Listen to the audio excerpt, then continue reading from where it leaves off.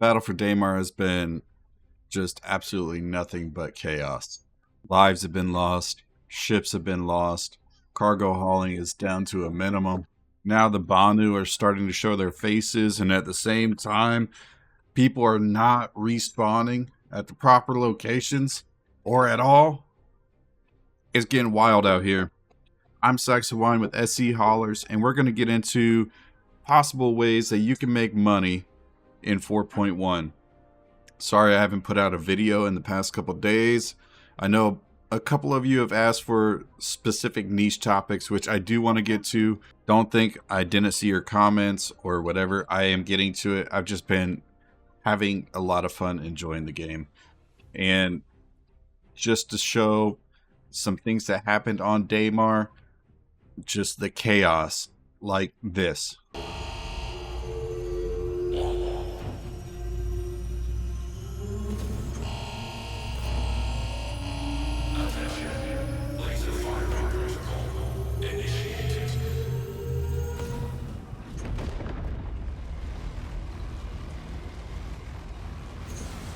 Or this one.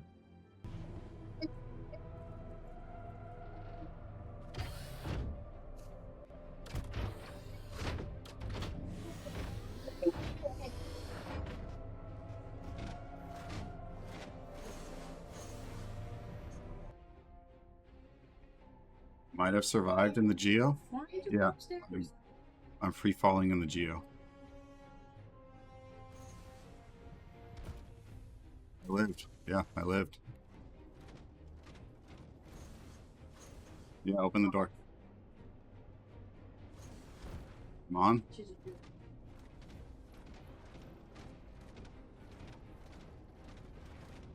God, that was so smooth. Or this one right here. Looks like the platform's clear, shattered.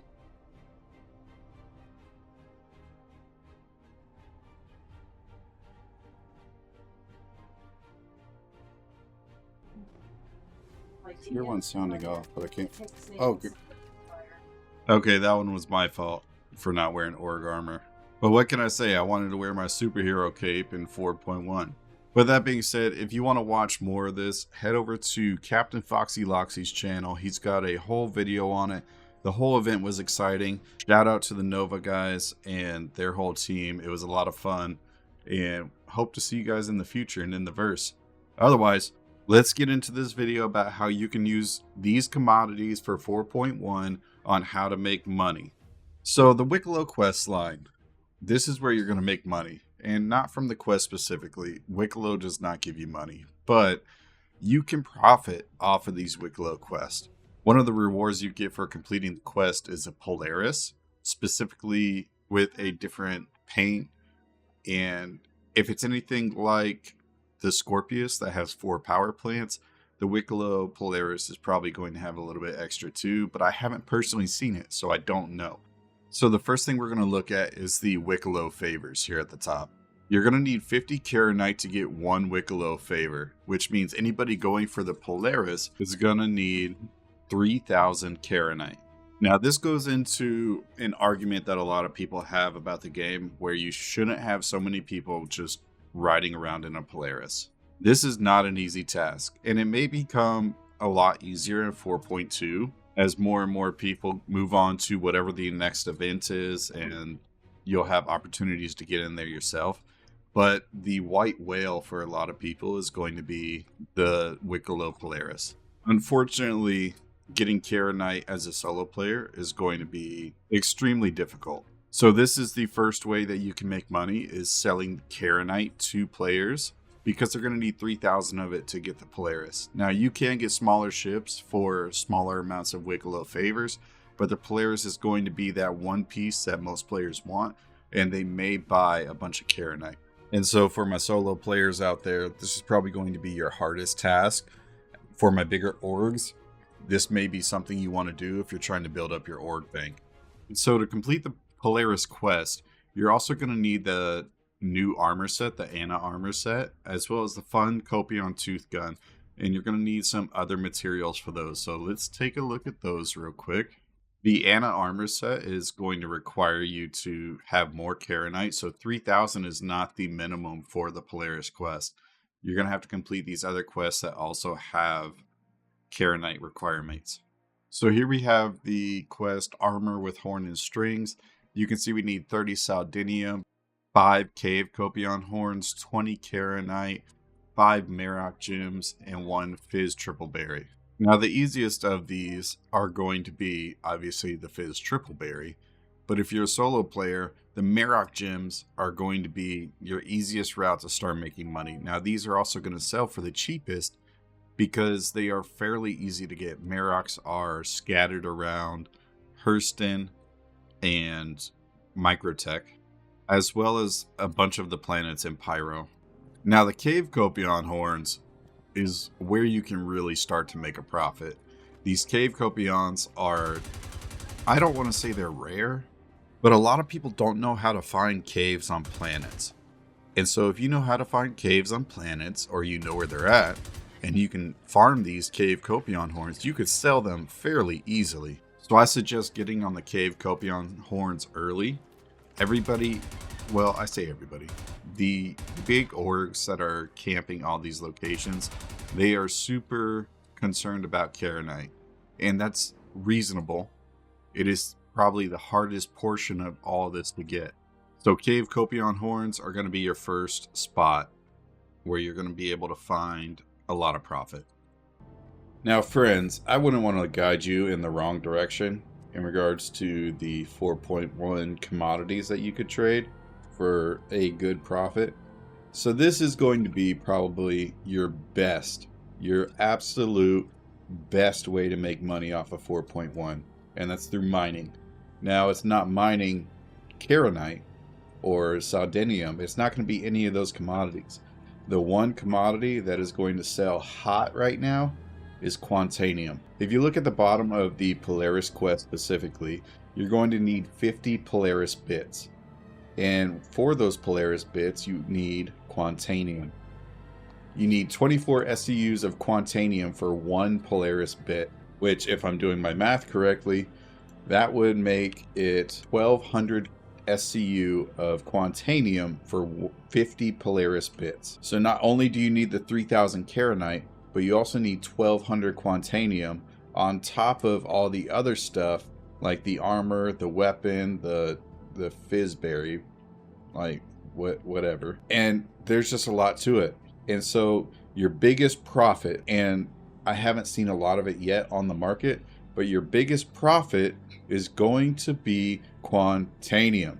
Now, what are some of the ways that you can find Quantanium? One, obviously, is going to be mining. And I will leave a link to regolith.rocks down below in the description that you can find. That will help you find locations where Quantanium spawns.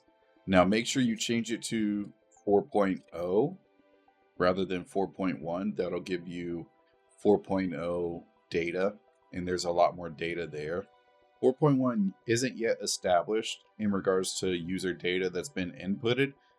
Like yesterday I looked at Regolith and it said Selin had a 100% chance to drop Quantanium. And that's just not going to be true whatsoever. That was probably just somebody who was mining and all they were looking for was Quantanium.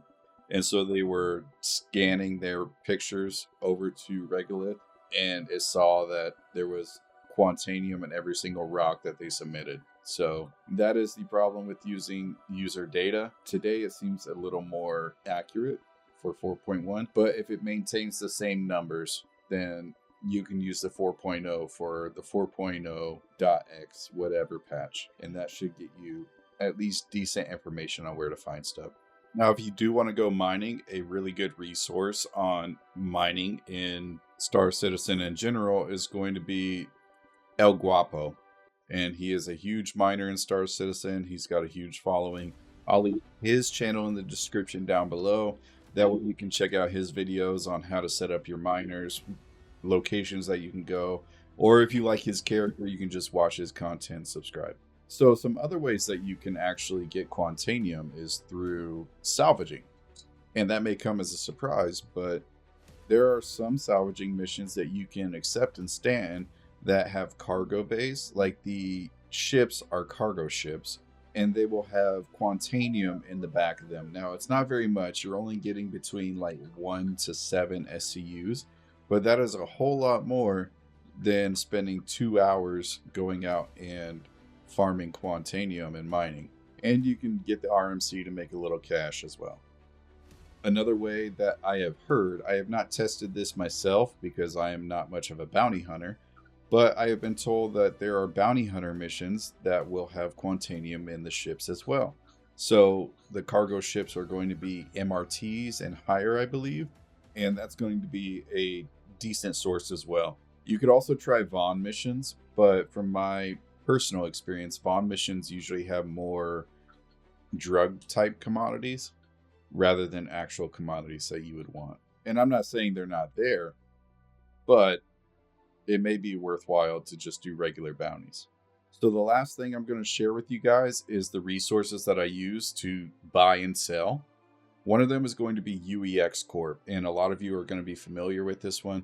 There is a marketplace on there, and they have a rating system, kind of like eBay does. So you can use UEX Corp. I don't use it very often. I usually use the Reddit Star Citizen Discord, and the Star Citizen Discord allows me to message people directly or in their thread or whatever the case is, and kind of get a response almost immediately. I've actually made a couple of friends that I've traded with regularly through that Star Citizen Discord. So those are the two places that I go. I know there's other places that you could go as well, but that's going to be where I trade my resources and stuff to other players. Until they get something in game, this is the best we're going to get, unfortunately. So with all that being said, this is going to be the best way to optimize your income in 4.1. If you like this video or you like the information in this video, I would appreciate it if you left a like, hit that thumbs up button, hit that subscribe button if you feel so inclined and want to watch more cargo hauling and industry-based videos. Again, I am Sacks of Wine with SC Haulers, and we will see you at the next haul.